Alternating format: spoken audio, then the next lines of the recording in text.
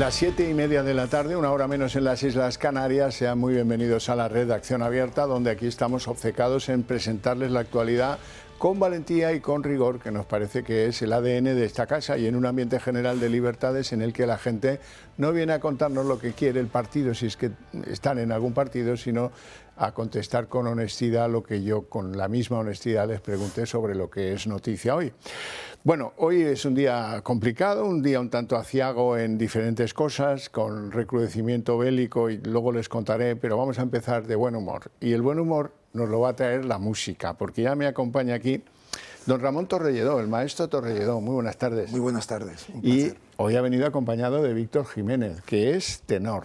Eso es, buenas tardes. Y vienen a contarnos que tienen previsto un concierto solidario, el más importante de nuestro país, Zarzuela Universal, que, bueno, luego nos dirán cuándo va a tener lugar, ¿verdad?, pero que promete, en fin, los mejores intérpretes en zarzuela, la Orquesta Sinfónica Dreamers, un coro espectacular de 300 voces en apoyo a una fundación. Don Ramón.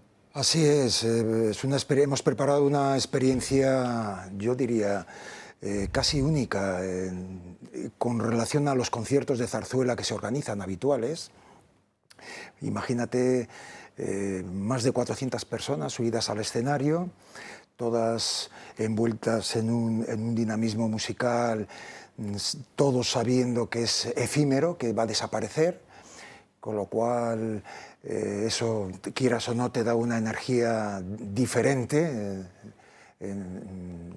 Lo preparas todo para ese momento, y en ese momento tienes que dar el 1000%, y envueltos en música de zarzuela, que vamos a tocar algunas de las páginas más emblemáticas, más bellas de la historia de la zarzuela.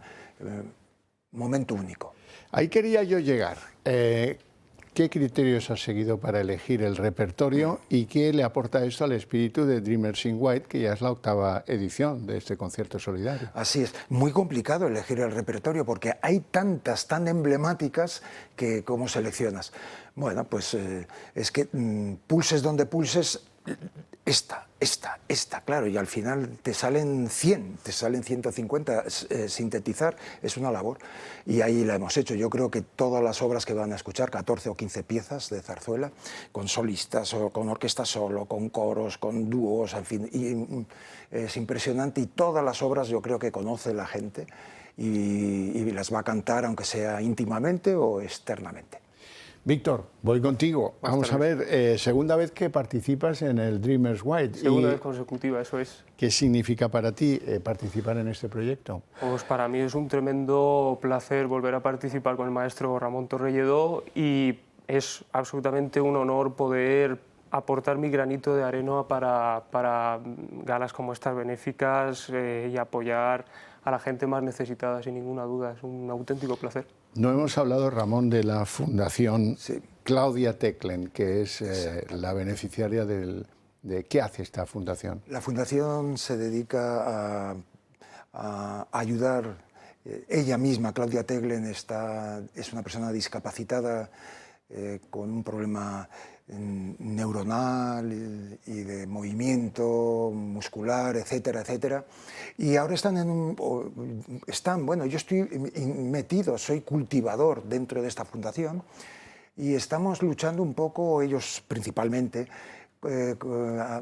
intentando encontrar medidas antisuicidio, con el asunto que está abundando cada vez más en España. Yo creo que es a nivel mundial, y en esta deficiencia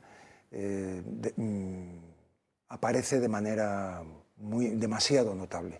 Entonces, sí, estamos con diferentes hospitales intentando implantar diferentes terapias. 17 años lleva trabajando la Fundación Claudia Teclen, siempre con personas con discapacidad y sus familias, impulsando sobre todo cambios en una sociedad que sea más inclusiva y más justa con ellos. Víctor, vamos a ver, 60 músicos de orquesta componen la orquesta, 300 voces el coro, eso es un pedazo de reto. Hombre, ya lo creo, y en el Auditorio Nacional de Madrid absolutamente lo magnifica más, ¿no? Siempre es un placer cantar allí, y claro, es un auténtico reto, como dices tú, pero a la misma vez es un reto que apetece hacer, ¿no? Sin ninguna duda. Y El soldado de Nápoles. Y El soldado de Nápoles de José Serrano, que tendré el honor de interpretar. El soldado de Nápoles. Es una canción maravillosa. Sí, sí. Sí, sí. Luego te pediré que nos introduzcas al soldado Vale. de Nápoles. Prepárate. Claro que sí. Ramón, más voces conocidas y famosas que participan en el concierto. Sí, va a estar otra emblemática de la zarzuela, María Rodríguez. María Rodríguez. Que yo acabo de hacer con ella un Amor Brujo realmente espectacular en el auditorio. Ella va a cantar la famosa María de la O, etcétera, etcétera. Va a estar, ella es garantía de éxito. Va a estar también Von Buren, un barítono, Alejandro, que es otra de las voces junto con Víctor, que son las voces de este país ya de presente y de futuro. Y os deseo lo mejor. Él está por Austria, está fuera de España, cantando muchísimo, dentro de los programas del Teatro Real, etcétera, etcétera. Maravilloso. Víctor, tu momento. Mi momento. ¿Quieres que cante? Sí. Sí, venga, Pues pues vamos a Nápoles. ello. No la tengo memorizada, pero vamos a ello. Venga, vamos.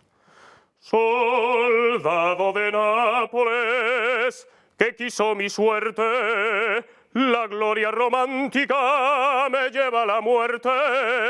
No digas tu cántico, que viva mi pena, si muero riéndote, que muerte la buena. Bravo.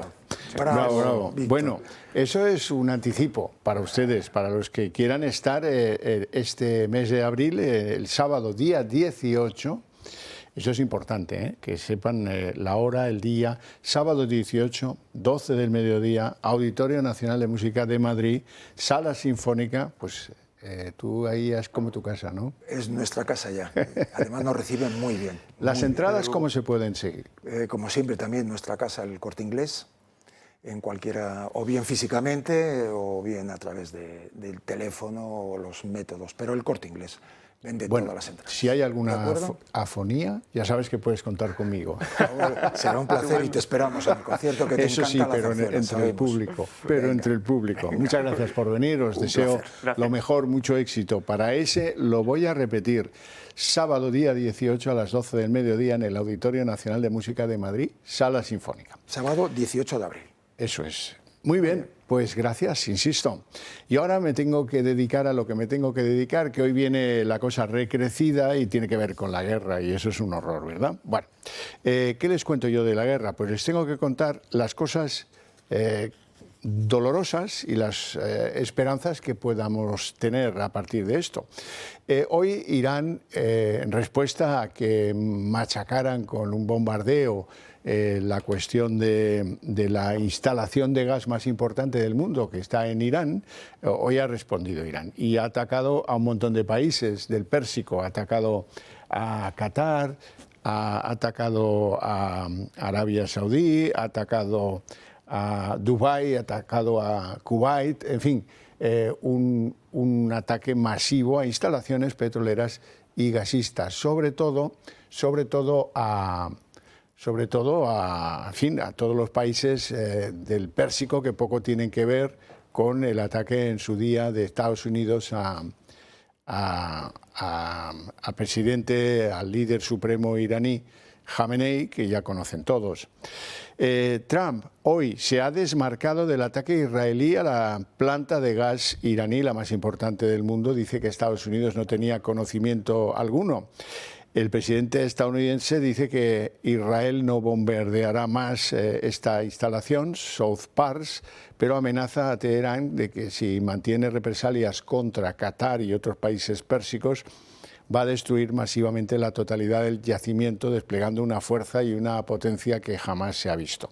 Bueno, ya saben ustedes que es el típico lenguaje de Donald Trump. Sin embargo, hay alguna señal de que en Estados Unidos empieza a cocerse la idea de que hay que parar esto como sea. Por ejemplo, hoy el secretario del Tesoro de Estados Unidos, Scott Bessent, decía que a lo mejor hay que pensar en levantar las sanciones petroleras a Irán, lo cual es un gesto, bueno, un gesto de paz que a lo mejor contribuiría a tranquilizar los ánimos en Teherán. Mientras tanto, Teherán está obcecado en eso de golpear con acciones recíprocas a un grupo de países del Golfo que les están advirtiendo a los iraníes, cuidado porque también tenemos derecho a defendernos, por supuesto. Y mientras tanto, el mundo escandalizado con un aumento de precios espectacular y con muchas preguntas que nos hacemos todos a propósito de pues cuánto va a durar.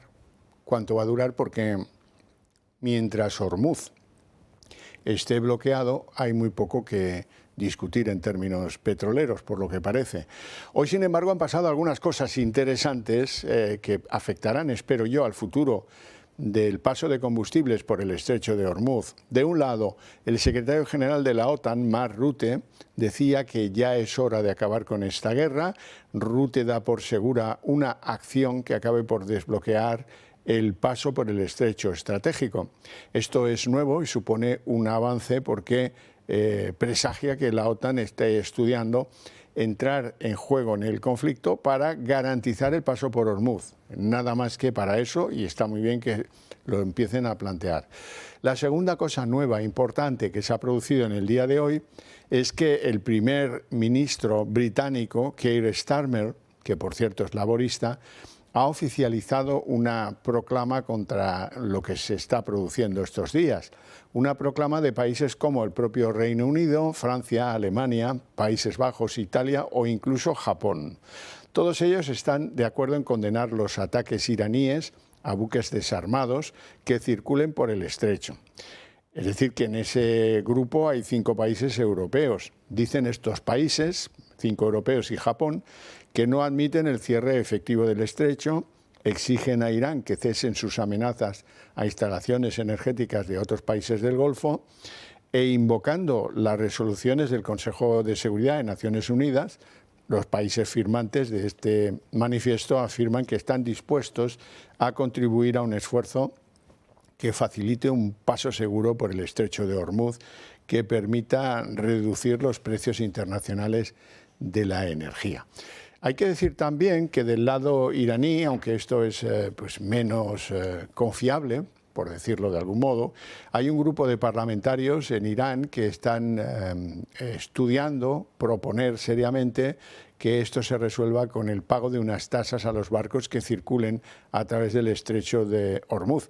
Todo ello enmarcado en la respuesta que Teherán quiere dar a la ofensiva por sorpresa recibida el 28 de febrero, cuando Estados Unidos e Israel atacaron a Irán y causaron la muerte de su líder supremo, Ali Khamenei.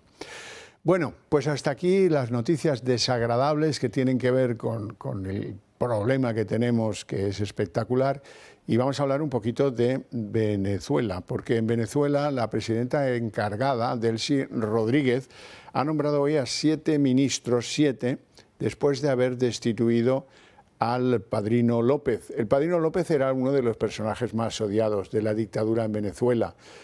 Antes que él han caído otros, de mayor relevancia incluso, como Diosdado Cabello, y ahora con la destitución del Padrino López, pues la verdad es que el impulso, se nota el impulso de la Casa Blanca en las decisiones que a lo mejor muy a regañadientes está tomando Delcy Rodríguez en Venezuela como presidenta encargada. Bueno, pues de ahí nos vamos de cabeza a nuestro país, donde también pasan cosas, no se piensen que no. Una de ellas, hablando de la droga, que como saben nos concierne muchísimo y que queremos que cambien las políticas de los partidos respecto de este problema del narcotráfico en nuestro país. Queremos que cambie todo y que sea para bien, porque de lo contrario, pues a lo mejor llegamos tarde. Hoy, van a verlo ahora, 5 personas han sido detenidas en Asturias, en Lugo de Llanera, porque una de ellas es un sicario que ha llegado desde Francia y que produjo en enero un crimen de alguien que estaba en una organización de narcotráfico. Es decir, que muy probablemente se trate de un ajuste de cuentas por encargo. Las detenciones se han tenido lugar en Asturias, en Barcelona y también en Francia en una operación combinada con la policía francesa. Bueno, y además quiero que discutamos muy a fondo, que nos enteremos muy a fondo de lo que pasa en Cataluña respecto a la lengua y la escuela. Varias familias de un centro concertado que está en Sant Boi de Llobregat, en Barcelona, muy cerquita de Barcelona, que se llama Mare de Déu dels Dolors, un centro salesiano. Bueno, pues según ha denunciado la Asamblea por una Escuela Bilingüe, algunos docentes se niegan a responder a los alumnos si estos se dirigen a ellos en castellano y les dicen no te entiendo, en catalán, claro. En esa lengua no me hables, que no la entiendo. En fin, son algunas de las frases con las que los profesores responden a los alumnos. Una situación que, según explican, no se limita al aula, sino también se reproduce en los espacios compartidos, como el recreo y la vida habitual de los alumnos en ese centro, insisto, concertado, que eso es lo que duele más. Quiero hablar de ello con doña Ana Losada, que es presidenta de la Asamblea por una Escuela Bilingüe. Muy buenas tardes, gracias por atender nuestra llamada. Hola, muy buenas tardes. Bueno, esto que he contado yo es así, pero seguro que tiene unos ribetes fantásticos que usted nos pueda aportar y que nos permitan entender esa discriminación lingüística que se practica en un centro, insisto, salesiano. Sí, este centro es un centro concertado de una población que es mayoritariamente castellano hablante. Y bueno, en las etapas de educación infantil y en educación primaria, pues hay varios profesores que, digamos, pues se dedican a obstaculizar cualquier tipo de comunicación que se produzca en castellano, pues ya sea en el aula o en el pasillo o incluso en el patio, ¿no? Pues controlan que los niños hablen en castellano, hablen en catalán durante sus juegos en el patio, al igual que con sus compañeros en el pasillo, y por supuesto está vetado cualquier uso del castellano en el aula, ¿no? Además de eso, pues se les hacen comentarios pues, que consideramos humillantes, en los que se les dice al niño claramente que esa lengua es una lengua pues, no bienvenida en la escuela, y con frases como que no te entiendo si me hablas en castellano, esa lengua que tú me hablas no la entiendo, ¿no? Y recordemos que esa lengua es la lengua oficial también en Cataluña y es la lengua materna mayoritaria de los alumnos que asisten a ese colegio, ¿no? Claro, y todo eso Así de redunda en grave es que la situación. todo esto redunda, digo, en que niños pequeños esto les haga sentirse inferiores. Por supuesto. Es que es un problema de estigmatizar a los niños por hablar determinada lengua, ¿no? Y premiar a aquellos que son catalanohablantes e intentar hacerles avergonzarse de su lengua materna a los castellanohablantes y que abandonen esa lengua como una lengua habitual y de comunicación. Ese es el objetivo, simplemente. Es un objetivo, bueno, es la ingeniería social que el nacionalismo intenta desde las aulas con comentarios que hay muchas personas que desgraciadamente se han acostumbrado a ellos, pero que son totalmente desafortunados, que es la palabra, digamos, más suave que se puede decir sobre ellos. Y desde luego no pueden ser propios de ningún docente ni de ningún maestro que se dedique a la enseñanza y al bien de los alumnos. La Asamblea por una Escuela Bilingüe piensa llevar este caso a los tribunales. Bueno, es un caso muy difícil a los tribunales porque aquí, para poder, digamos, actuar contra esos profesores, que son varios, con esos testimonios, las familias denunciantes tendrían que hacerse, digamos, visibles y, claro, las familias no quieren que se sepa quiénes son ellos y sobre todo quiénes son sus hijos. Piense que cuando salió esta noticia en los medios de comunicación a principios de esta semana, pues algunas personas ya estaban intentando averiguar quién había sido las familias denunciantes. E incluso cuando nosotros pusimos la denuncia ante la Alta Inspección de Educación, esta lo que hizo fue derivar esa denuncia a la Inspección Educativa de Cataluña para que averiguara qué estaba pasando. Y ya en ese momento, algunos profesores intentaron averiguar en las reuniones individuales con las familias quién podría haber sido la familia o las familias denunciantes. Por tanto, ir a los tribunales con esta situación es muy complicado. Nosotros lo que hemos hecho es utilizar las herramientas que supuestamente tenemos los ciudadanos para defendernos, y es recurrir a la Alta Inspección de Educación del Ministerio. Pero la carta de respuesta ha sido totalmente decepcionante, ¿no? Porque da por buenos una argumentación de la Inspección catalana que claramente esa argumentación vulnera la legislación vigente y todas las sentencias sobre este tema que han realizado tanto el Tribunal Superior de Justicia de Cataluña como el Tribunal Supremo. ¿Podemos decir que el gobierno ya está bloqueando la investigación sobre este caso? Bueno, el gobierno de Salvador Illa es un gobierno continuista respecto a las políticas de los gobiernos nacionalistas. Entonces, poner una queja ante la inspección catalana produce el mismo resultado ahora que lo producía en un gobierno, el del señor Aragonés o de cualquier nacionalista, ya fuera Junts o de Esquerra Republicana. Por tanto, el señor Illa, desde luego, lo que quiere hacer es contentar al nacionalismo, y en el tema de la lengua, digamos que la situación no es que haya mejorado, es que ha empeorado, porque el nacionalismo solamente tiene que presionar a Illa para conseguir todo lo que quiere. Y lo consigue pues desde su butaca y amenazando con pues, no aprobar una ley o con hacer tambalear el gobierno. Y todas las directrices que se han aprobado en el gobierno socialista son continuistas y en algunos casos más duras que las del gobierno aragonés. Por eso Ah, que no hay ningún cambio positivo. la Asamblea tiene cierto apoyo en algunos partidos políticos en Cataluña. Sí, tenemos cierto apoyo en algunos partidos políticos en Cataluña, pero la solución al problema catalán, como ocurre en otras comunidades autónomas bilingües, donde también se está excluyendo al español de la enseñanza, sobre todo en la educación obligatoria, es una solución a nivel estatal. Es decir, mientras no haya una ley que proteja los derechos lingüísticos de todos los ciudadanos a nivel nacional y que esa ley impida abusos como esto que están ocurriendo en Cataluña o en Baleares o en Navarra o en el País Vasco, en las comunidades bilingües en general, esto va a continuar. Es decir, necesitamos partidos que lleguen al gobierno de España y que estén dispuestos a atajar este problema de una vez, y por tanto que haga una ley a nivel estatal que impida estos abusos. Y además que tengamos una alta inspección educativa en las comunidades autónomas que tienen transferidas las competencias de educación, que sea realmente una alta inspección que funcione y que aplique todas sus competencias y que proteja los derechos de los alumnos, los derechos lingüísticos de los alumnos, porque actualmente ya la alta inspección tiene esa competencia, pero la respuesta que nos dio a este caso, evidentemente no la quiere ejercer, no quiere molestar a nadie porque quieren cuidar los pactos de gobierno tanto de Illa como del señor Sánchez, ¿no? Pero este asunto solamente se puede resolver a nivel nacional con voluntad política y con una ley que proteja los derechos lingüísticos de todos los ciudadanos. Lo que no puede ser es que el castellano hablante esté discriminado en las comunidades autónomas bilingües y se le trate como un ciudadano con menos derechos y un ciudadano, al fin y al cabo, de segunda. Un ciudadano de segunda.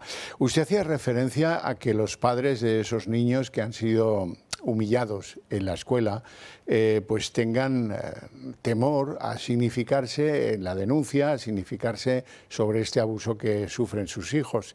Pero es que es comprensible, porque ha habido padres anteriormente que han tenido problemas parecidos, que se han eternizado judicialmente y que, a pesar de que les han dado la razón en el plano de la justicia, luego en el de la realidad, su razón no se ha visto para nada protegida. Bueno, el miedo desde luego es comprensible. Realmente la presión que se realiza en estos casos, ya sea como una denuncia, o por ejemplo cuando los padres piden legalmente que se amplíe el número de horas en castellano en la escuela, la presión que se produce es sobre las familias, no sobre los niños. Porque los profesores, desde luego, no se van a buscar un problema muy serio si son acusados de acosar a un niño por ese tema, ¿no? Es decir, que aquí la presión, quien la sufren son las familias, en los chats, en pues verse señalado.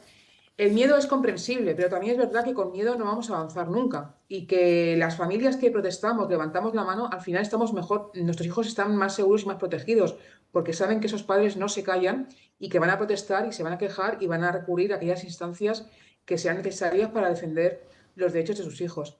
Pero es comprensible el miedo y también es comprensible el desánimo, y esto es algo que vemos desde hace unos años muy claramente en Cataluña sobre este tema. La gente está agotada de ver que hay un problema que evidentemente es una ilegalidad que comete la Generalitat de Cataluña a diario en las escuelas y que no hay solución.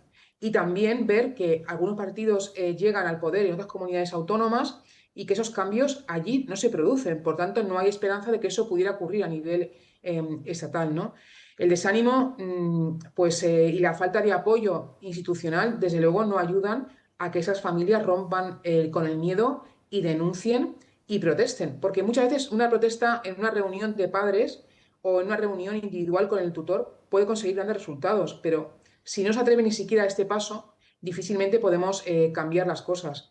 Y realmente desde las asociaciones vemos que este cambio o llega desde los ciudadanos con la voluntad de protestar cuando se vulneran los derechos, o bien con nuestro voto, que Sí, no sí. es cautivo de nadie y al que deberíamos exigir a los partidos a los que votamos que cumplan con sus promesas y acaben ya con esta situación tan discriminatoria en Cataluña y en otras comunidades autónomas. Aña Losada, te agradezco mucho estos minutos de explicación de ese problema. Te deseamos mucha suerte a ti y a la asociación y a esos padres que, en fin, que hagan lo posible para que esto no se repita más. A ver si de una vez por todas lo dejamos atrás, este problema. Muchas gracias. Ojalá. Gracias a vosotros. Un placer. Bueno, ya saben ustedes que el tema del día es el aumento de los precios. El aumento de los precios del combustible, que tarde o temprano se trasladará al conjunto de los precios de cualquier mercancía que necesita ser transportada y que los precios de ese transporte se van a ver incrementados. Aún así, pues lo más llamativo es que el diésel, desde que empezó este conflicto, que hace bien poco tiempo, el diésel ha subido un 31%, la gasolina más del 16%. El gas también una barbaridad.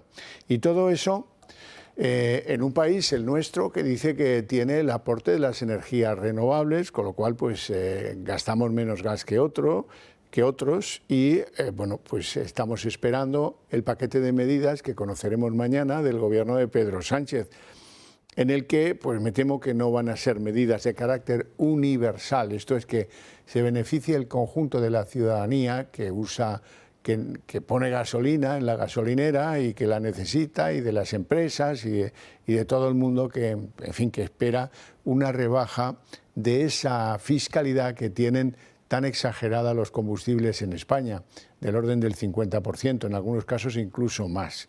En Italia, por ejemplo, hoy han aprobado una rebaja universal, cuidado con mis palabras, es decir, que se beneficiará de la rebaja fiscal de la gasolina cualquier usuario, el que ponga la manguera, porque ahora la mayoría de los surtidores ya no tienen empleados, el que la pone el propio conductor. Pues bueno, en Italia, como les digo, va a haber una rebaja universal de 25 céntimos por litro a los compradores tanto de las dos gasolinas más conocidas como de diésel.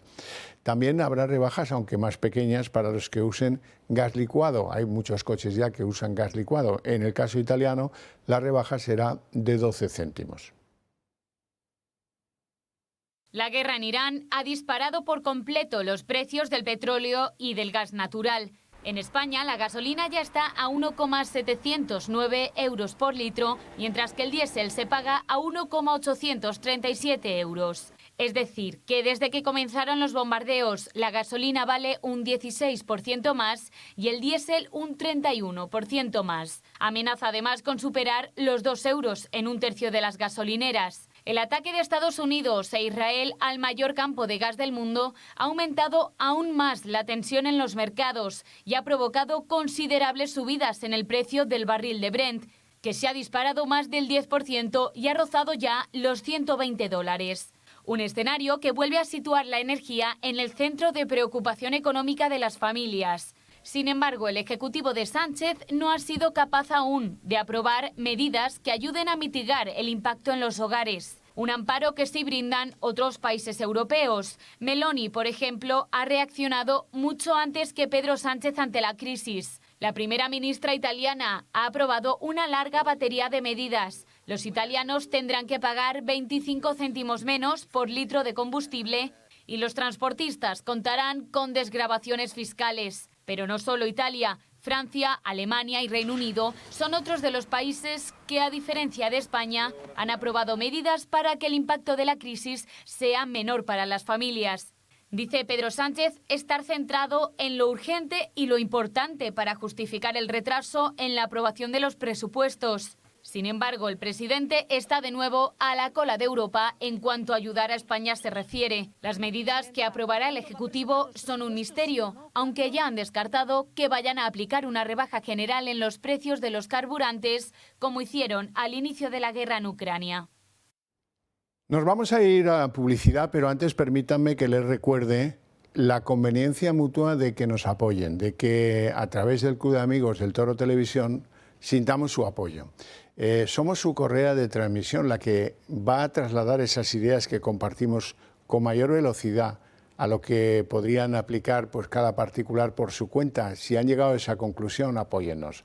¿Cómo pueden hacerlo? Pues haciéndose miembros del Club de Amigos del Toro Televisión. Eso es facilísimo. Si llaman al 91 616 2464 o tal vez quizás piensen que es posible dedicarnos alguna donación a nuestra fundación, a la de esta casa. Y eso sepan que tiene un efecto sobre su declaración de la renta, un efecto positivo, porque se van a poder desgravar un porcentaje elevadísimo de esa donación cuando hagan la renta de este año 2026. Nos vamos a publicidad. ¿Tienes problemas para conciliar el sueño? ¿Te despiertas varias veces por las noches y te levantas cansado? Dormir mal afecta a tu estado de ánimo y a tu salud. Vago Relax. Este dispositivo portátil va a ayudarte a recuperar el descanso que necesitas, estimulando de forma no invasiva el nervio vago. ¿Cómo lo hace? Muy fácil. Tan solo colocando 2 pincitas en los lóbulos de la oreja y en sesiones de 20 minutos vas a conseguir estimular este nervio clave en la regulación del estrés y la relajación. No lo dudes, si quieres tener un sueño reparador, llama al 973 0101. Vago Relax, 973 0101. Tu salud te lo agradecerá.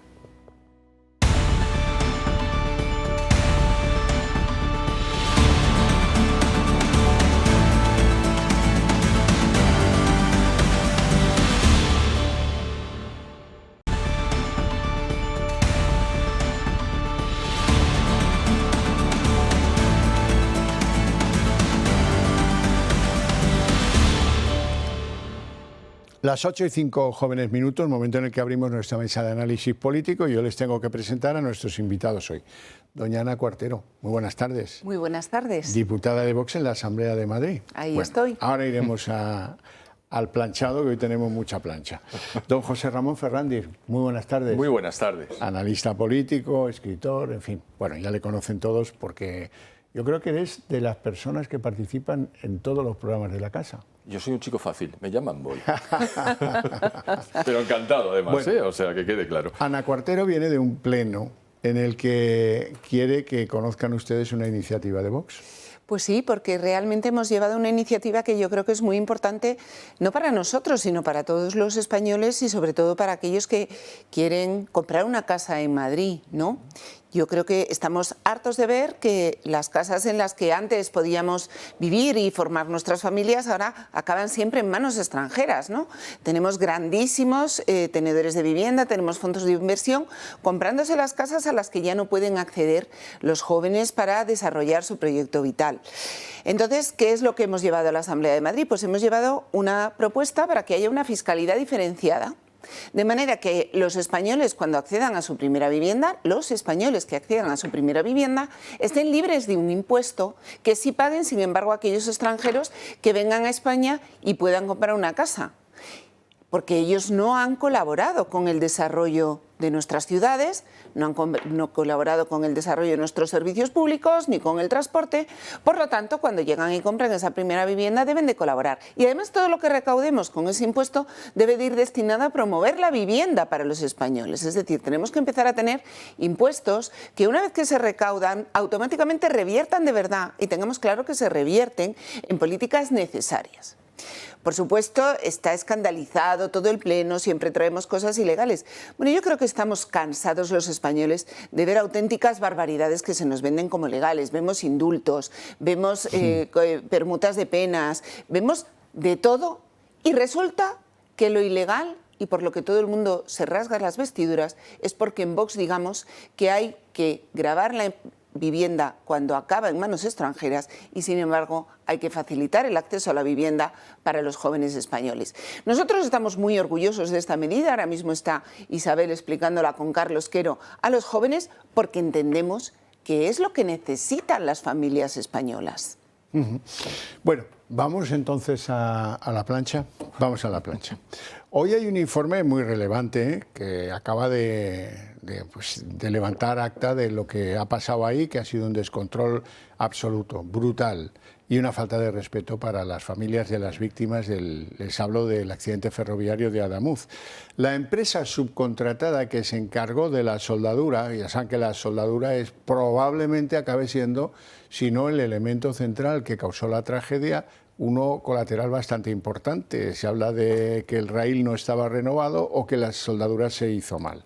La empresa que hizo la soldadura modificó el parte técnico de sus actuaciones en el carril que se rompió y lo hizo 11 días después del siniestro. Y luego el gobierno, este gobierno acabará por volvernos locos a todos.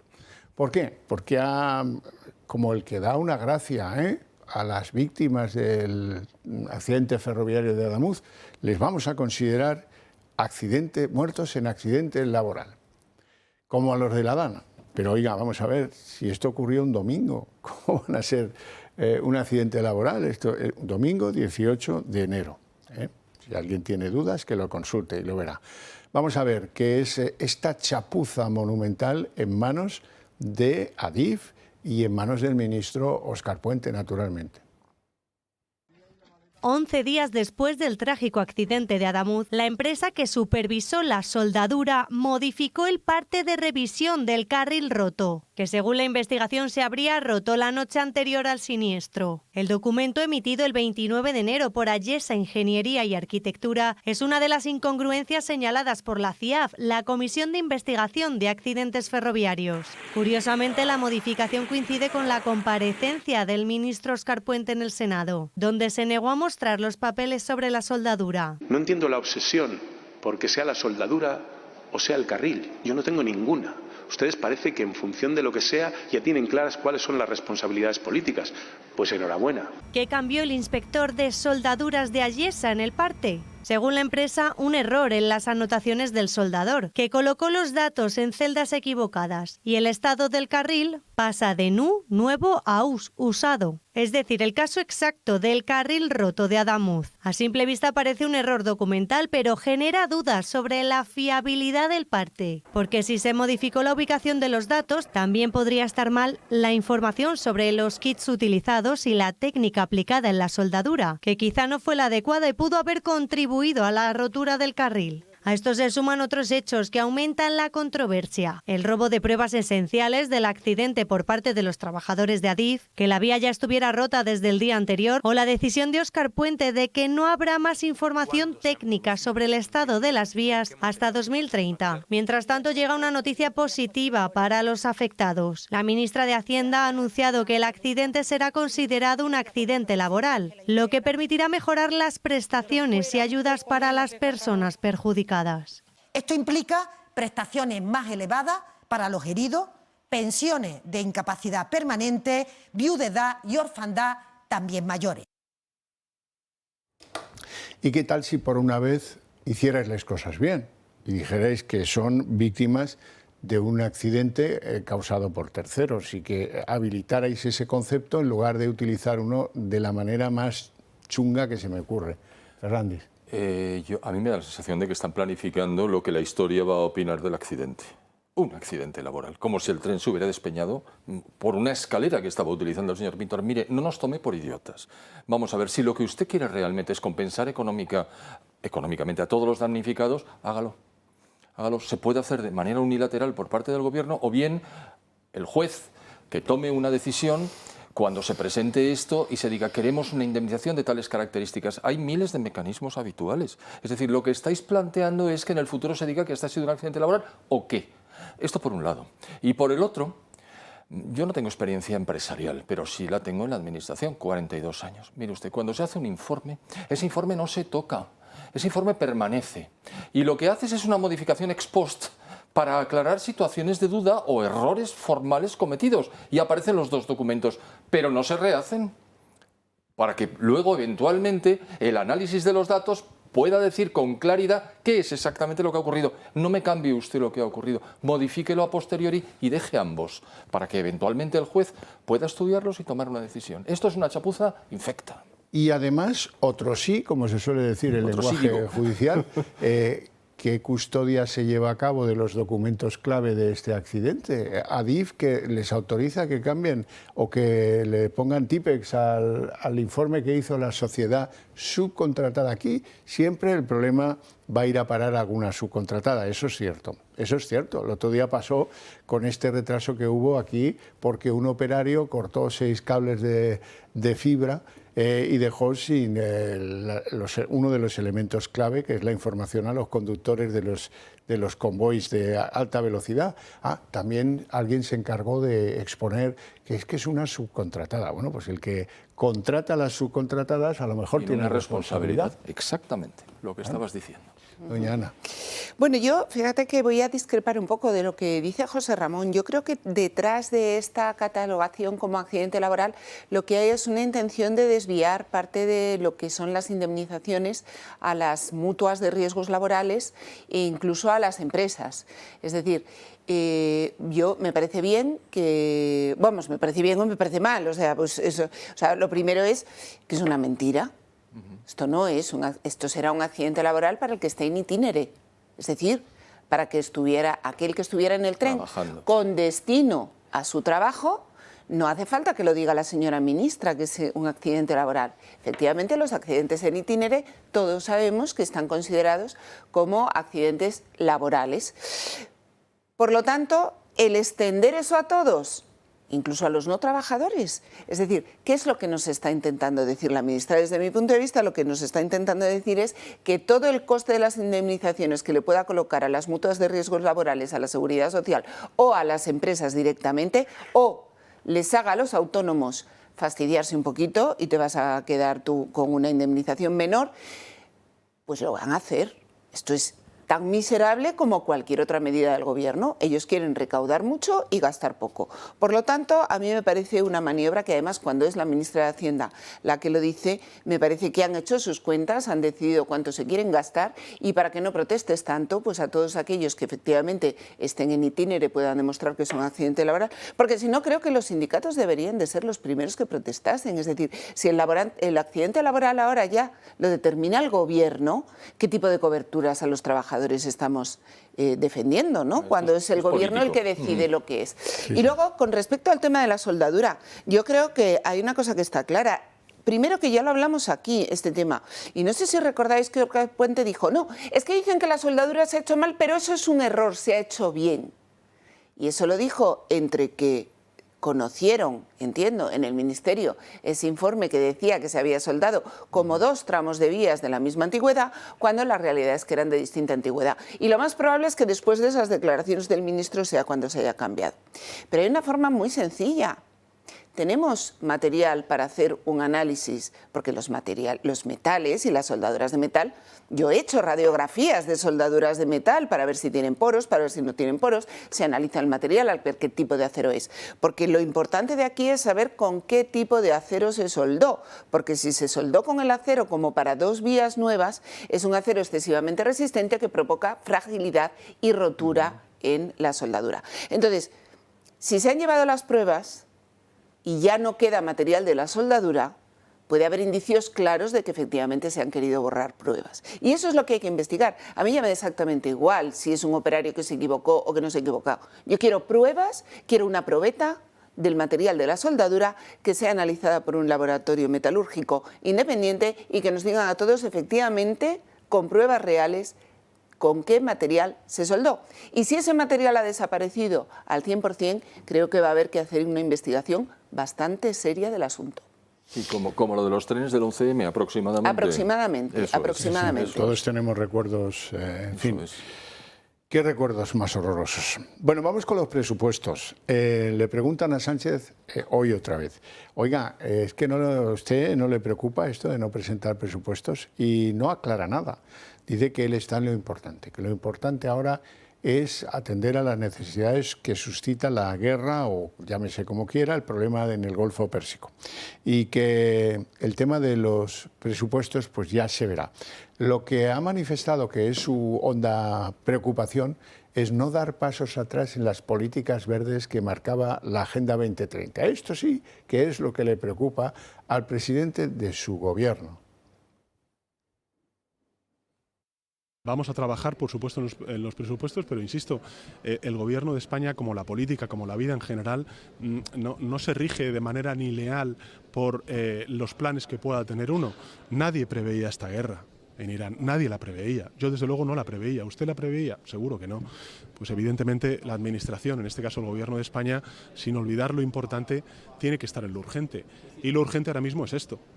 Bueno, y no he querido cansarles con una exhibición impúdica otra vez de lo dicho por María Jesús Montero, pero María Jesús Montero, que estaba hoy pispireta como siempre en entrevistas aquí y allá, ha dicho que esto va a suponer que se retrasen los presupuestos una semana o así.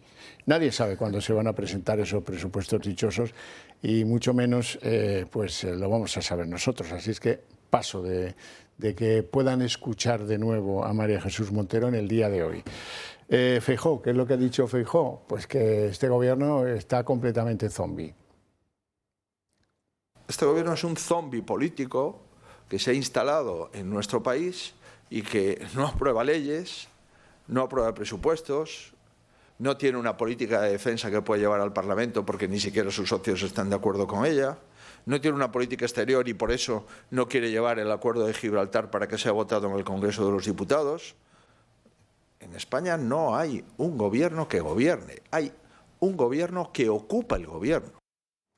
Bueno, hoy estaba también en Bruselas Feijóo, que ya empieza a asomar en los círculos importantes de Europa como pues un futurible, ¿no? Ahí le ven ustedes con el canciller alemán y con Ursula von der Leyen, que es como yo he decidido llamarla a partir de ahora, porque la señora le deja un dinerito a las empresas que fabrican la laca, ¿no?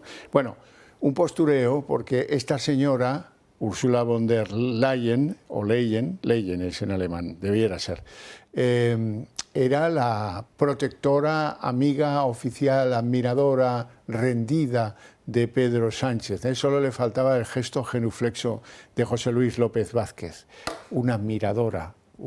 ¿Cómo era? Una esclava. Un siervo. Sí, siervo. Un admirador, un esclavo, un siervo. Efectivamente, muchas gracias. Atraco a las 3 era la película. Magnífica película. Bueno, los presupuestos, Fernández. A ver, llevamos no una semana de retraso, como diría la ínclita, sino unas 150 semanas de retraso.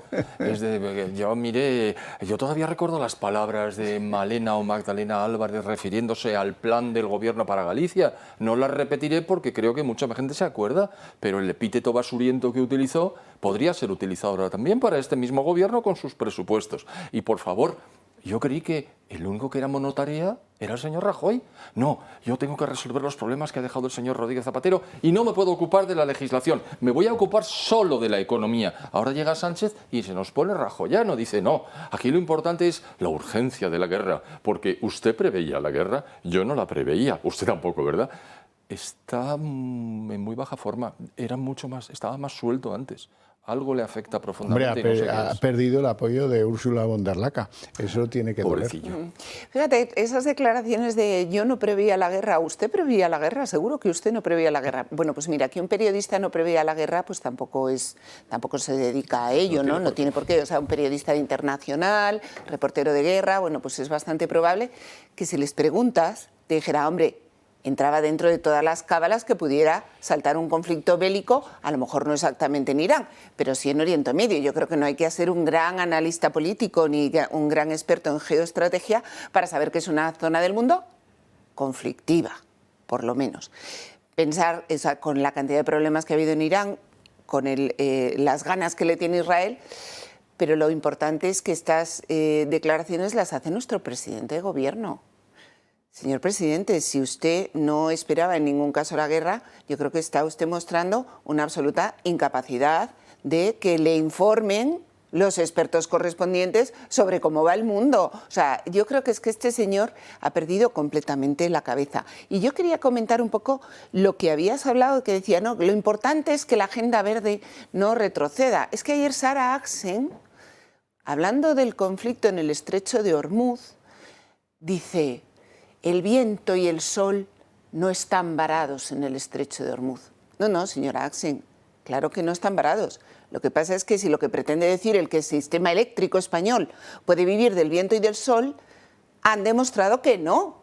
Han demostrado que cuando el sistema eléctrico español ha tenido que abastecerse por una decisión política de este señor, de la que todavía no ha dado cuenta a los españoles ni ha asumido la responsabilidad sobre muertos incluso que hubo por culpa del apagón, la realidad del sistema eléctrico español es que cuando ha tenido que tirar de renovables se ha producido el colapso y nos hemos quedado a oscuras. Entonces, si algo le hemos demostrado al mundo es que somos absolutamente dependientes del combustible fósil porque estamos apagando las centrales nucleares. Entonces, señorías del Gobierno, dejen de decir patochadas, porque es que con cada declaración que hacen, los españoles se dan más cuenta de que tenemos unos sinvergüenzas gobernando España. Sí, y en eso contribuimos eficazmente enseñándoles pues, que Miquel Iceta es un gran tenedor de viviendas, que el marido vivía y compraba pistolitas en la Moncloa, ese tipo de cosas que reflejan corrupción y desgobierno.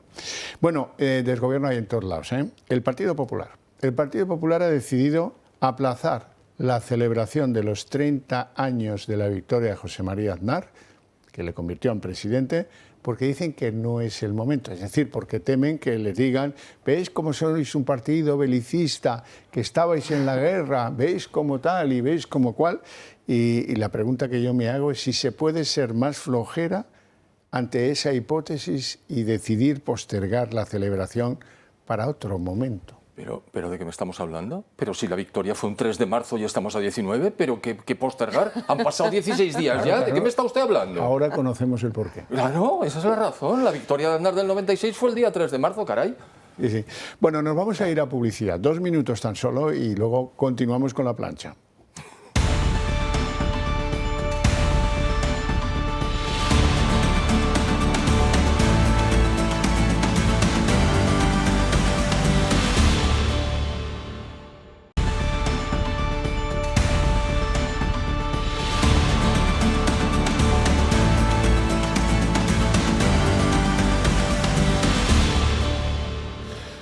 Bueno, ya estamos de vuelta. Por alusiones, porque hablábamos del apagón indirectamente hoy, la jefa del mercado y de la competencia ha dicho algo salomónico, que la culpa del apagón fue a partes iguales, de Red Eléctrica y de las compañías eléctricas privadas, porque mire usted, en fin, mañana vamos a conocer el informe oficial del apagón. Mañana se conocerá quién fue el principal responsable de aquello. Espero que no sea algo salomónico como lo de hoy.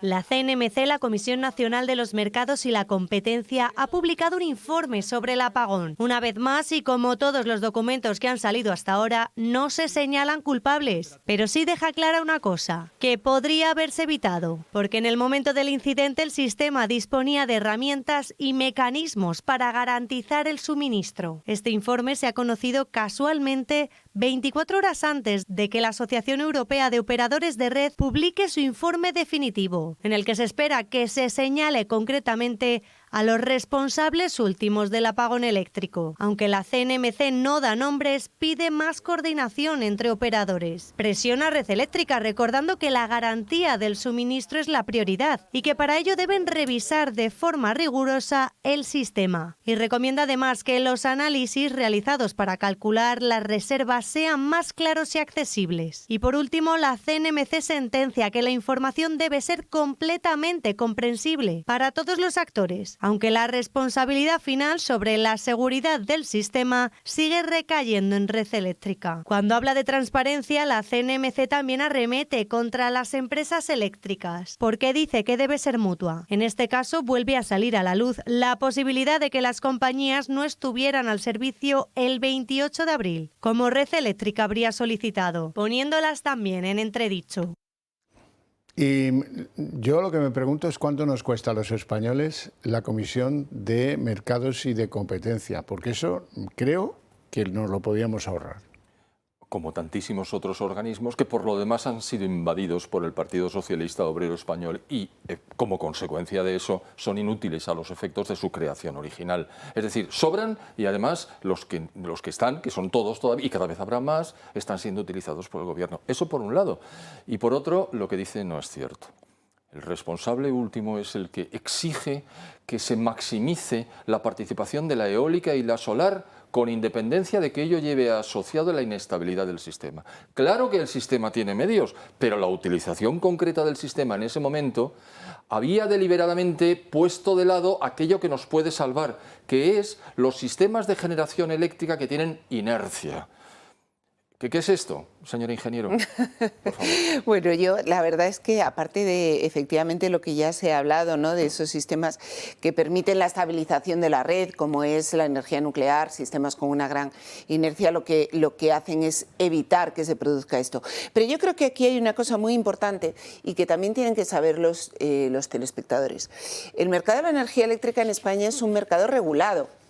¿Regulado por quién? Pues regulado por el gobierno y por los parlamentos. Es decir, tanto el operador del sistema, en este caso Red Eléctrica, como los diferentes actores del sistema, en este caso las compañías distribuidoras, las compañías transportistas de Red Eléctrica, están sometidos a un control exhaustivo, un control de sus inversiones. Red Eléctrica no invierte en lo que quiere porque tiene un plan estratégico, tiene un plan de inversiones que tiene que ser aprobado y dotado económicamente. Y tiene que tener la aprobación del gobierno. Es decir, no estamos hablando de un mercado libre en el que cada uno construye lo que le da la gana. No, no, no. Estamos hablando de un sistema que está muy fuertemente regulado por el gobierno. Por lo tanto, efectivamente, en un segundo escalón hay decisiones que pueden tomar. Pero esto es como decir que si yo obligo al conductor de un autobús a ir a 150 kilómetros por hora y tiene un accidente, la culpa es del conductor del autobús. Hombre, claro, sí, el conductor del autobús podría haber intentado maniobrar, evitar el accidente de alguna manera, pero es que eres tú el que has puesto el autobús, el que has obligado a que el autobús vaya a 150.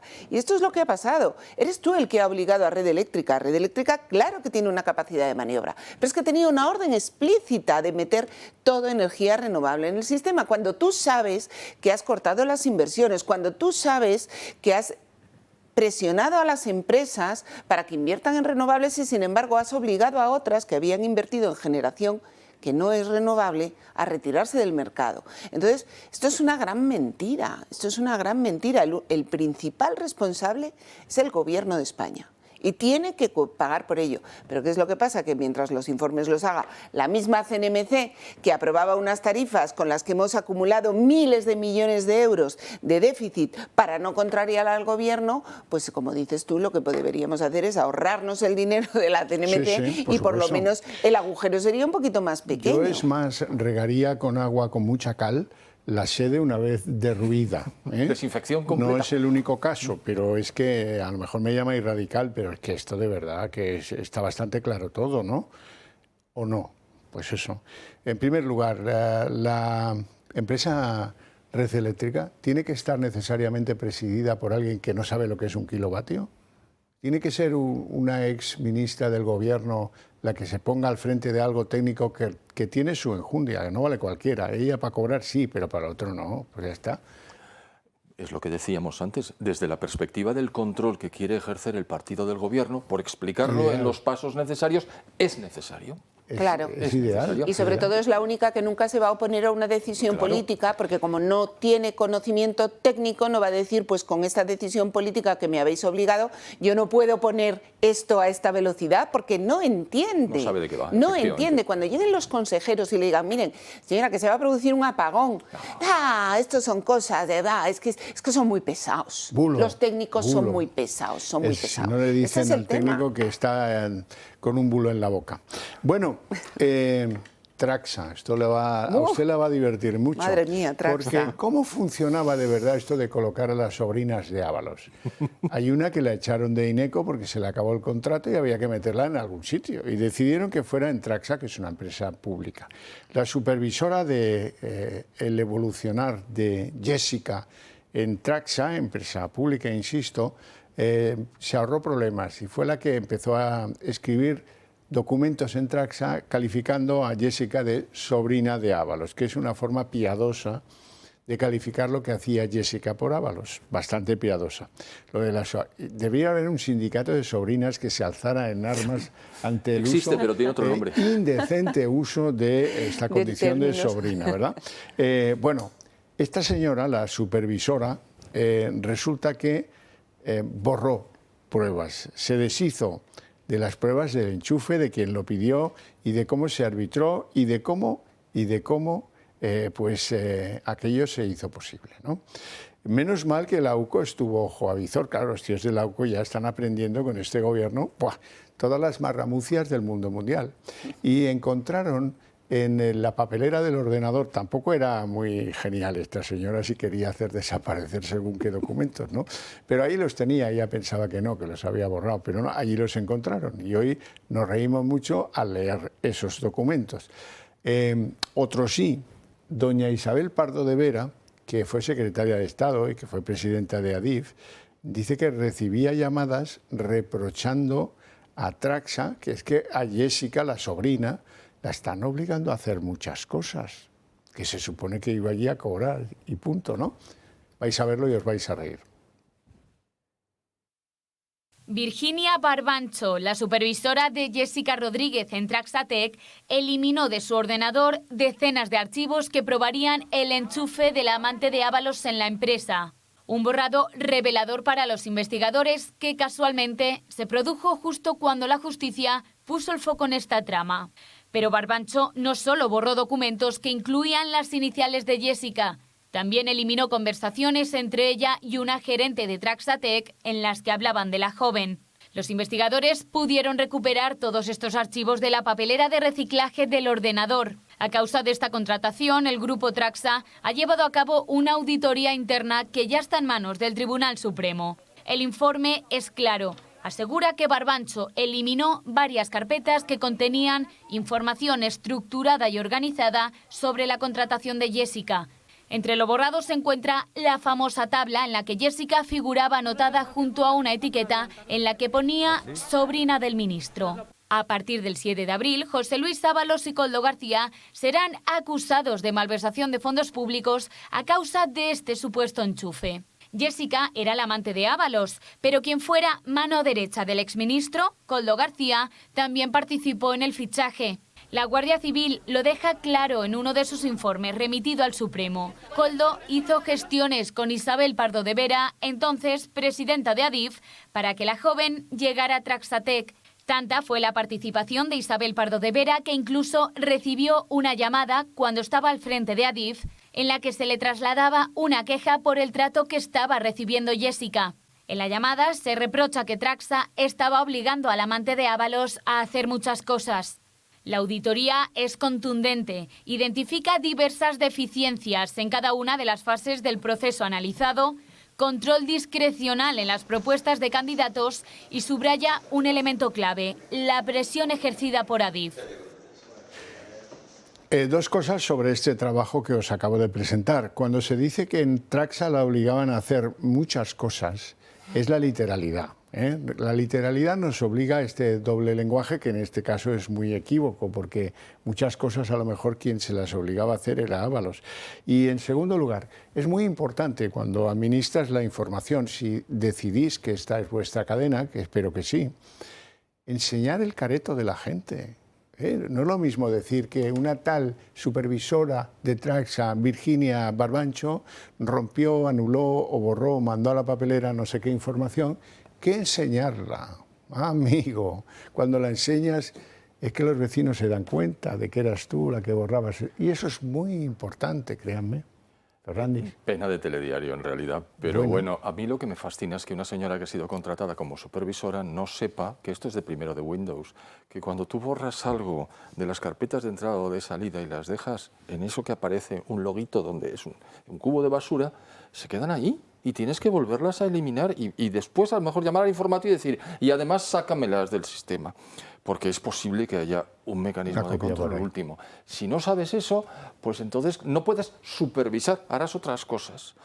A mí lo que me preocupa es ver cuál es el mecanismo de funcionamiento. Es decir, hay una señora que ha sido contratada para no hacer nada, pero que se supone que tiene que trabajar en Traxatec, que es la sección de Traxa donde están los técnicos de alta formación. Porque en Traxa puede haber personas que cobran menos, pero que pueden hacer trabajos incluso de plantación. No, está en Traxatec, con sueldos más altos. Para una sobrina siempre lo mejor. Lo mejor. Entonces ya me dice, José, que me están, digo yo, que me están haciendo trabajar, no mucho, me están haciendo trabajar. ¿Cómo? Esto no lo consiento. Y entonces el ministro, que no llama directamente, llama a su hombre de confianza, que es ese hombre alto, que parece una izcolari, y le dice, haz el favor de hablar con este para que le digan que todo esto es como humor bufo. Estamos cayendo en una...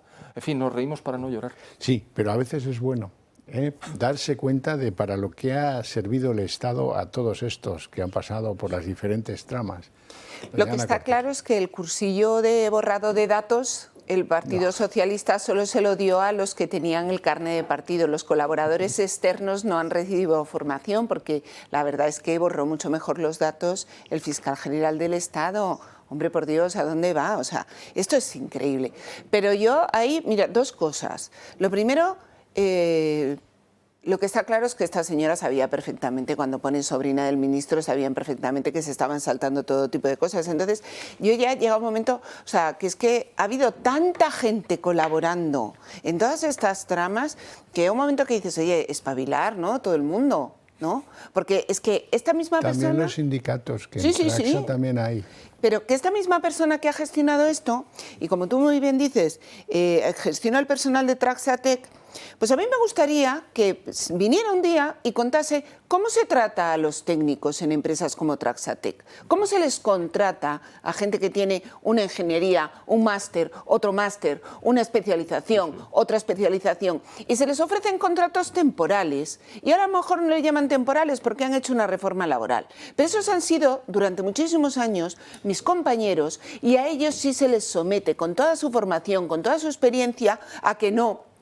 Es que no hay cuota de reposición, y cuando hay cuota de reposición no hay cuota de no sé qué y no hay cuota de no sé cuántos. Y vas concatenando contratos temporales. Y yo he tenido así gente de 30 años trabajando con su ingeniería, con sus cursos de formación, y habiendo tenido que echarles a la calle porque en más de 24 meses no te dejaban contratarlas porque entonces tenías que consolidar la plaza. Esta persona que ha contratado a la sobrina es la misma que gestiona así los expedientes. Y yo creo que ya está bien. O sea, tenemos juventud, luego hablan de la juventud y dicen, no, es que la juventud no se compromete. Hombre, es que con este tipo de cosas, ¿qué ilusión quieres que tenga un técnico joven para trabajar en una empresa que factura más? Traxa factura más que todas las constructoras juntas en España. Es que esto es una barbaridad, la cantidad de dinero que mueve esta empresa, que hace la mejor obra pública. Pero, hombre, por favor, de verdad, ¿de qué estamos hablando? ¿De qué estamos hablando? Esto es una auténtica vergüenza. Y hay otro elemento que a mí me fascina. La lungamanus que tiene el pulpo de Coldo. Que no, que se le ha terminado el contrato en Ineco. Pues ningún problema. Traxa, que la contratéis mañana. Que no tienen nada que ver Ineco y Traxa, no, pero no importa, como si llama al Ministerio de Defensa y dice que la pongan al frente de la fragata Cristóbal Colón. De furor. Todo eso lo hemos consentido.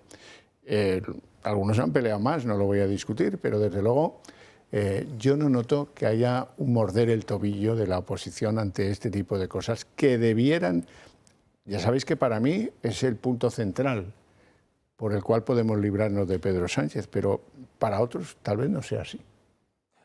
Es que es fundamental perseguir en todo momento, con fiereza, los errores, por llamarlos de alguna manera, que comete el gobierno. Es decir, cuando tú utilizas los medios públicos que están siendo financiados con los impuestos de los ciudadanos y de las empresas para favorecer a tus amigos, a los miembros del partido, a las familias colindantes y a todo aquello que no tiene ningún derecho para estar, porque esta señorita creo que era odontóloga o dentista, pero en cualquier caso en Traxatec ni en Ineco esos puestos están para ese tipo. Estudiaba para. O estudiaba, tenía estudios de, que es lo que se suele utilizar en el PSOE. Bien. Sí. Bueno, pues no está para eso.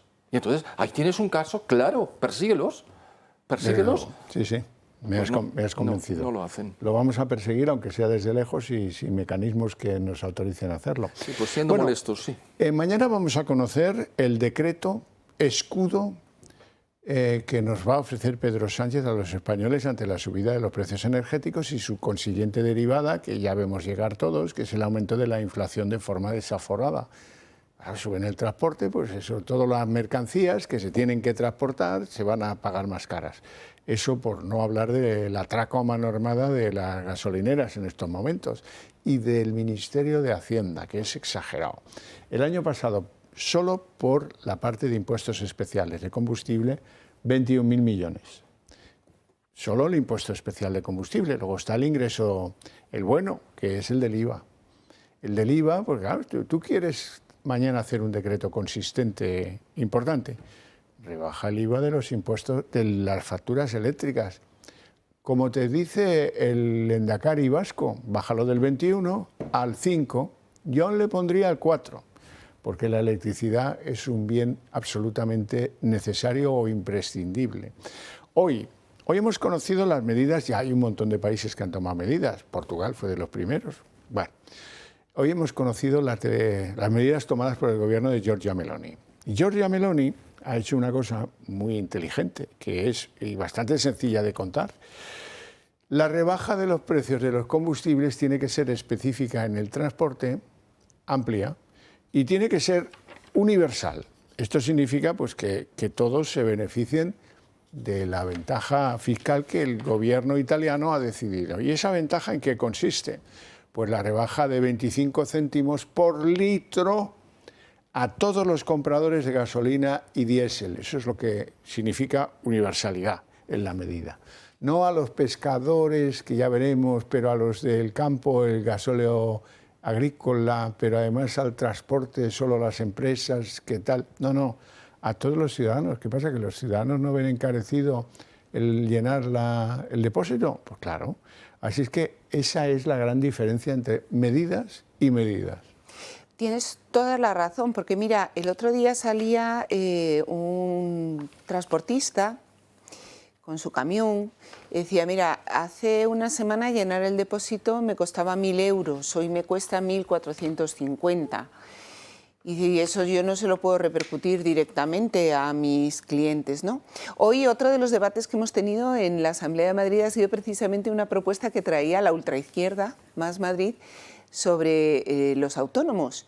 Y yo decía, pero esta gente que poca vergüenza tiene. Es decir, tenemos el transporte por carretera en España son fundamentalmente autónomos. Autónomos o muy pequeñas empresas o autónomos con trabajadores dependientes de ellos. Pero ¿cómo se puede traer desde Más Madrid una iniciativa para mejorar que por supuesto comenzaba con crear una mesa del trabajo autónomo y todas estas historias, estos chiringuitos, cuando realmente yo les decía, es que ahora mismo los autónomos se levantan mirando el precio del combustible en la gasolinera de al lado de su casa. Pero me da igual que ya sean camioneros o que sea el transporte logístico de última milla. Es que me da exactamente igual. Es que ahora mismo lo que está apretando el zapato de los autónomos y de las empresas en España es el coste de la energía. Entonces, que hagan los deberes, señorías de la ultraizquierda. O sea, que le exijan a Pedro Sánchez que, como tú muy bien dices, baje el IVA de la electricidad, reduzca el coste de los carburantes, aliviando ese impuesto especial sobre los hidrocarburos, y que por lo menos la gente pueda ver que se hace algo eficaz, porque es que lo que nos enfrentamos a que mucha gente tendrá que dejar de trabajar porque no le saldrá rentable el llenar el camión de combustible para llevar la mercancía por lo que puede cobrar por ella. Y por lo tanto, yo creo que es la medida que más urge. Veremos a ver lo que hace mañana, porque como Sarah Ahsen dice que el sol y el viento no están varados en el estrecho de Hormuz, igual le van a poner vela a los camiones. La ministra Ahgensen te va a decepcionar mañana. O vuélense. Van a suspender la aplicación de un impuesto especial sobre la energía del 5% en recibo, que se ha aplicado no mal, de forma ni los ladrones de Sierra Morena lo hubieran hecho peor. Ese 5% forma parte de la cantidad que se somete al IVA al final del impuesto, al final del recibo. Es una barbaridad. Ese 5%, cuando se puso en marcha, quedó muy claro. Termina el 31 de diciembre del año 2023. Yo creo que ha pasado eso, ¿eh? Me parece que sí, ¿no? Sí, y ahí sigue. Una semana. Es deshonesto, al máximo nivel. Pero vamos a ver, aquí hay varios elementos. Uno de ellos es que Ana ha dicho, pero es que esto tiene que ser de utilidad. ¿De utilidad para quién? El gobierno entiende que es de utilidad para sí propio, ellos, el Tesoro. Porque los ciudadanos, estos van detrás. Claro, y esto es broma, claro, esta primera ministra italiana, la señora Meloni, no ha hecho los cursos de constitución de observatorios varios para ver quién tiene derecho a reducciones de precio. Haces 7 observatorios, los dotas, ya tienes a toda tu familia metida ahí. Entonces ellos piensan, ¿a quién van a reducir? No, la universalidad, la transversalidad, todos. Pero claro, ahí está el problema. Si tú estás aplicando un IVA del 21 sobre algo que cuesta 100, cuando ese algo cuesta 200, estás doblando tus ingresos por IVA. By the face, por la cara. Claro. Hombre, ten la cara escasa de reducir eso, porque es lo mismo que está pasando con los tramos de nuestros impuestos. Cuando sube por la inflación los salarios que percibimos, resulta que nos metemos en un tramo impositivo superior. Oiga, no, redúzcalo. El gobierno nunca lo hace. Deflacte, el término es deflactar, que es un verbo que estos no conjugan nunca. Conclusión, por favor, simplemente renuncie a los extrabeneficios que acaba de percibir por la guerra. No pedimos más.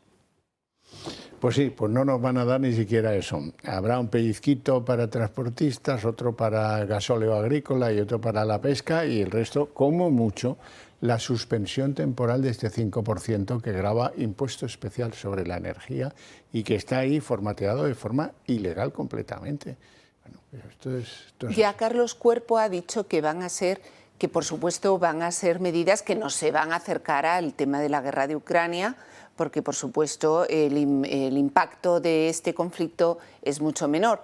Bueno, vamos a ver lo que dura, cosa que está por ver. Y luego ha dicho quirúrgico, que van a ser medidas quirúrgicas, cuando realmente lo que quería decir era tacañas, ¿no? O sea, ahora le llaman quirúrgico porque van a elegir exactamente a los sectores afectados. Bueno, pues yo espero que no repitan la barbaridad de la excepción ibérica, ¿no? Cuando subió el precio del gas natural y decidieron aplicar la excepción ibérica y justo a los que dependían del gas natural para su producción industrial, toda la industria azulejera y cerámica del Levante español, los dejaron fuera, tuvieron que cerrar. Es que gastaban mucho, no les compensaba. No tenemos tiempo para más, si acaso para que yo agradezca a mis invitados su presencia y sobre todo sus opiniones en el programa, y a ustedes su interés y su paciencia. Pero para ustedes tengo premio a la vuelta de publicidad, el día en 30 minutos.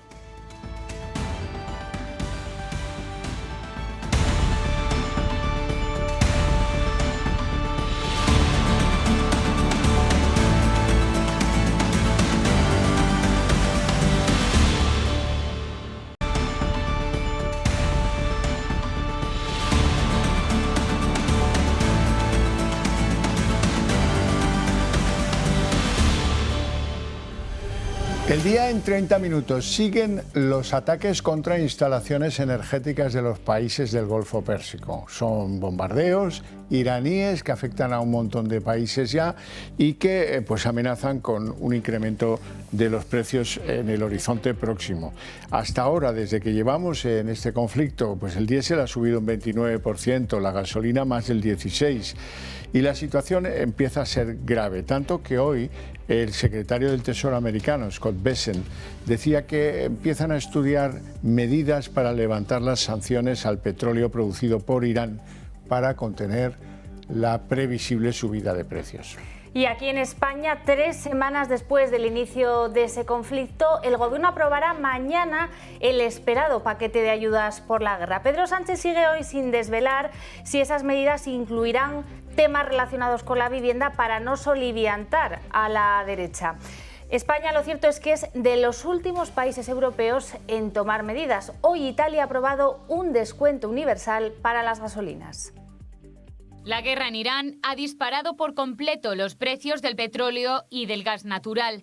En España, la gasolina ya está a 1,709 euros por litro, mientras que el diésel se paga a 1,837 euros. Es decir, que desde que comenzaron los bombardeos, la gasolina vale un 16% más y el diésel un 31% más. Amenaza además con superar los 2 euros en un tercio de las gasolineras. El ataque de Estados Unidos e Israel al mayor campo de gas del mundo ha aumentado aún más la tensión en los mercados y ha provocado considerables subidas en el precio del barril de Brent, que se ha disparado más del 10% y ha rozado ya los $120. Un escenario que vuelve a situar la energía en el centro de preocupación económica de las familias. Sin embargo, el Ejecutivo de Sánchez no ha sido capaz aún de aprobar medidas que ayuden a mitigar el impacto en los hogares. Un amparo que sí brindan otros países europeos. Meloni, por ejemplo, ha reaccionado mucho antes que Pedro Sánchez ante la crisis. La primera ministra italiana ha aprobado una larga batería de medidas. Los italianos tendrán que pagar 25 céntimos menos por litro de combustible y los transportistas contarán con desgravaciones fiscales. Pero no solo Italia, Francia, Alemania y Reino Unido son otros de los países que, a diferencia de España, han aprobado medidas para que el impacto de la crisis sea menor para las familias. Dice Pedro Sánchez estar centrado en lo urgente y lo importante para justificar el retraso en la aprobación de los presupuestos. Sin embargo, el presidente está de nuevo a la cola de Europa en cuanto a ayudar a España se refiere. Las medidas que aprobará el Ejecutivo son un misterio, aunque ya han descartado que vayan a aplicar una rebaja general en los precios de los carburantes, como hicieron al inicio de la guerra en Ucrania. Irán sigue enfrentándose a sus vecinos del Golfo Pérsico después de que hubiera un ataque israelí sobre su principal instalación gasista, la instalación más grande del mundo de gas. Hoy han intensificado la ofensiva contra infraestructuras de combustible, energía y gas en el Golfo Pérsico. Han atacado una refinería de Arabia Saudita en el Mar Rojo, que es una de las principales fuentes extractoras de petróleo en el mundo, y también han recibido bombas iraníes en el día de hoy Qatar, Dubái, Kuwait, e incluso las bombas iraníes han alcanzado una refinería israelí en Haifa.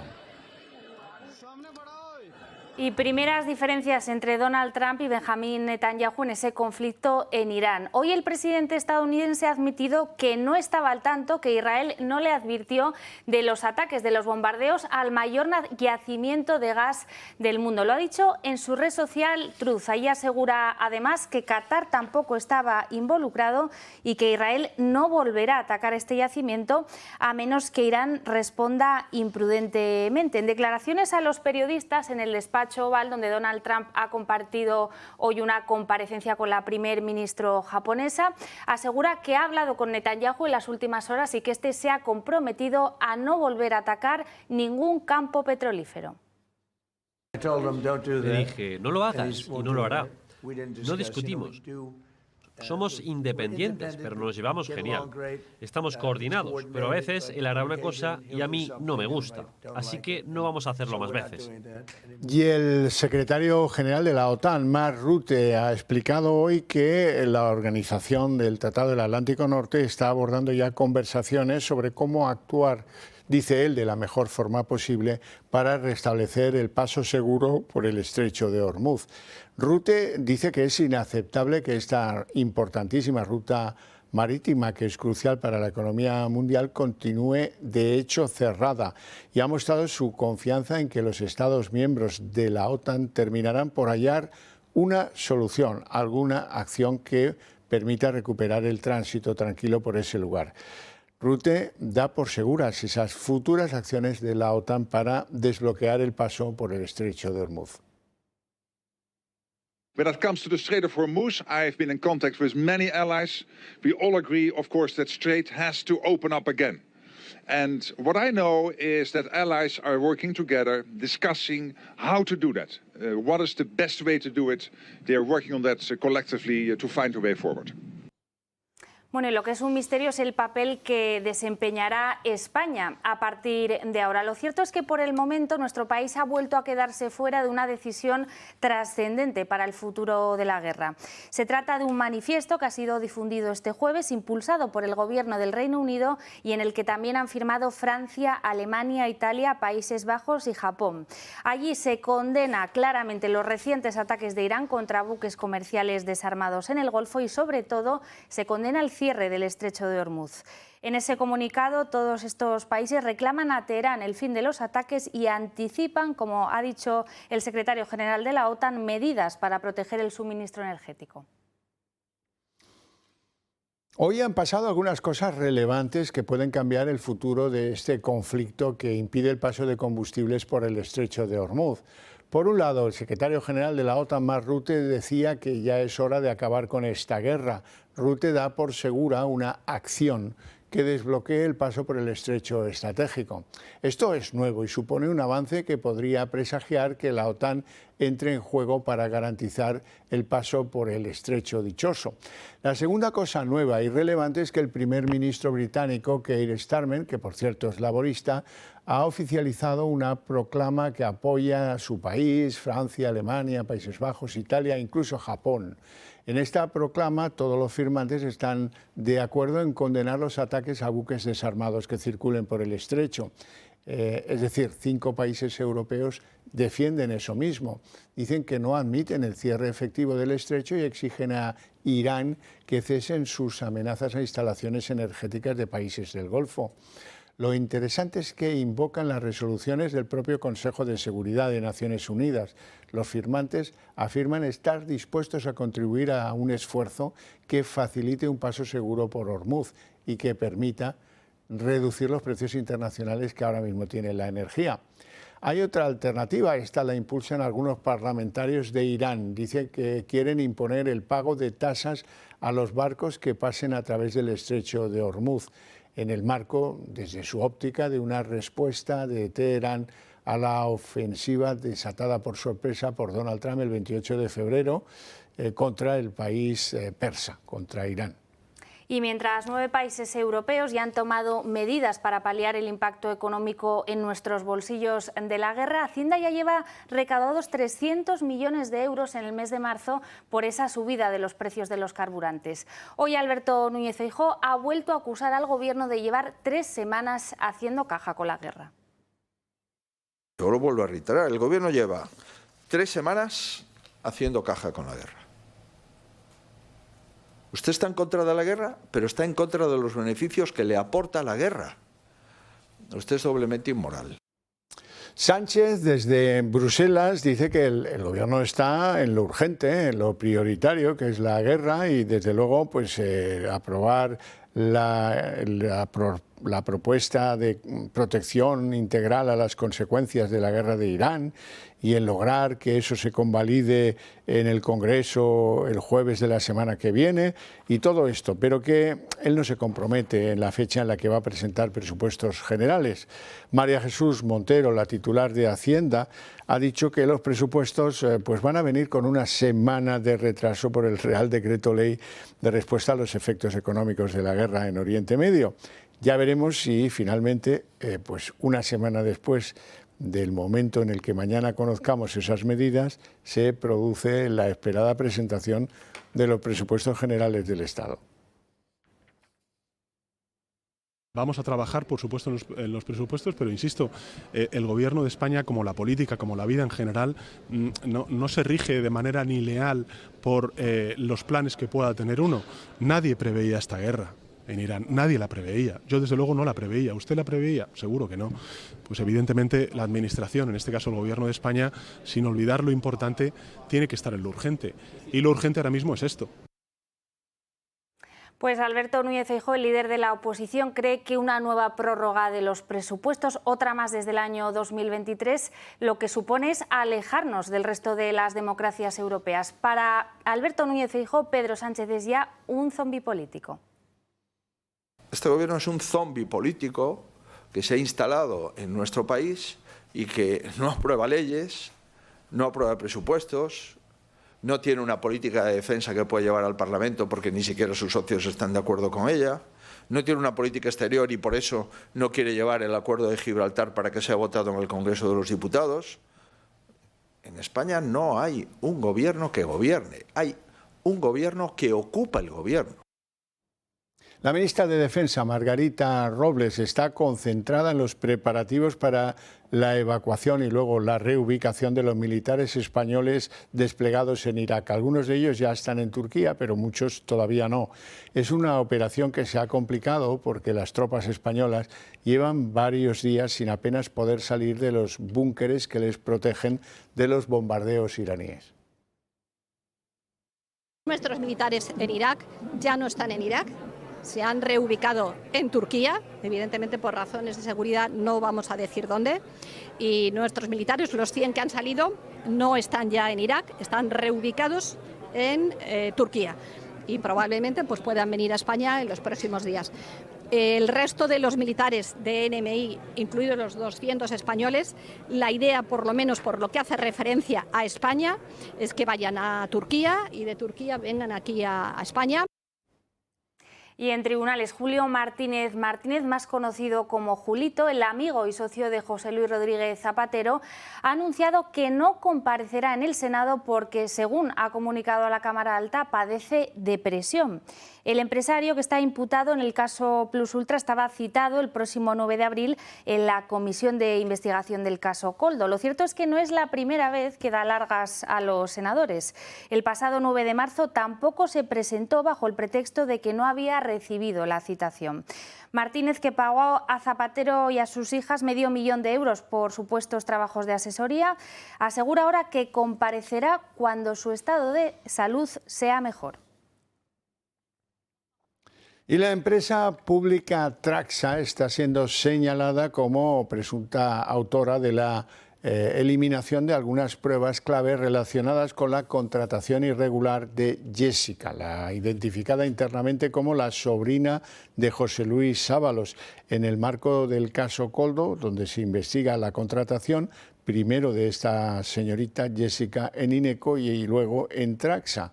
Afortunadamente, esas pruebas fueron recuperadas por la UCO porque la supervisora de Traxa, la que velaba por los contratos y tal, Virginia Barbancho, pues la borró, pero se le olvidó borrarla también de la papelera de su ordenador. Virginia Barbancho, la supervisora de Jessica Rodríguez en Traxatec, eliminó de su ordenador decenas de archivos que probarían el enchufe de la amante de Ábalos en la empresa. Un borrado revelador para los investigadores que casualmente se produjo justo cuando la justicia puso el foco en esta trama. Pero Barbancho no solo borró documentos que incluían las iniciales de Jessica, también eliminó conversaciones entre ella y una gerente de Traxatec en las que hablaban de la joven. Los investigadores pudieron recuperar todos estos archivos de la papelera de reciclaje del ordenador. A causa de esta contratación, el grupo Traxa ha llevado a cabo una auditoría interna que ya está en manos del Tribunal Supremo. El informe es claro. Asegura que Barbancho eliminó varias carpetas que contenían información estructurada y organizada sobre la contratación de Jessica.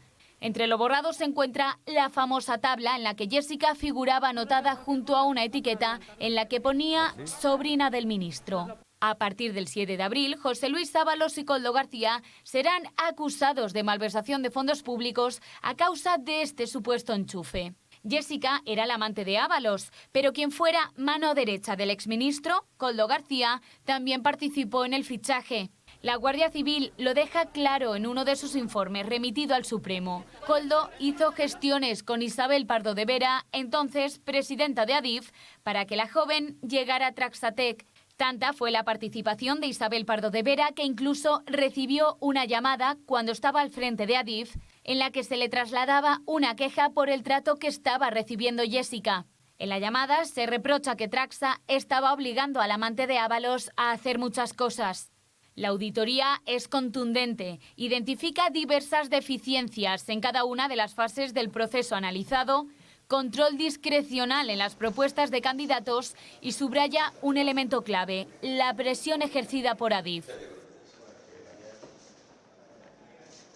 Y siguen los movimientos a la izquierda del PSOE de cara a las próximas elecciones generales. Gabriel Rufián e Irene Montero participarán en un acto conjunto el próximo 9 de abril y se abren a ir juntos en las próximas generales. Podemos, que declinó asistir al primer acto de Rufián para presentar su proyecto de refundación de la izquierda, parece ahora haber cambiado de opinión después, entendemos, del mal resultado en las elecciones autonómicas de Castilla y León y de Aragón. Para Irene Montero, hacer equipo con Rufián, dice, puede ser una buena idea. Entre tanto, en Izquierda Unida su líder presiona para que Yolanda Díaz tenga ya un relevo en su liderazgo.